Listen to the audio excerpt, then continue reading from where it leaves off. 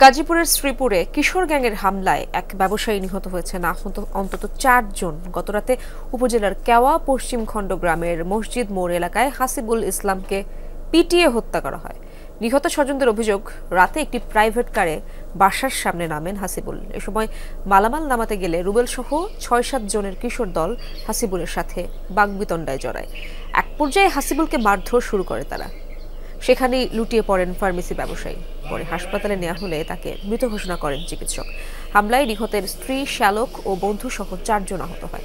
এই ঘটনায় অন্তর ও রোমান নামে 2 জনকে আটক করেছে পুলিশ।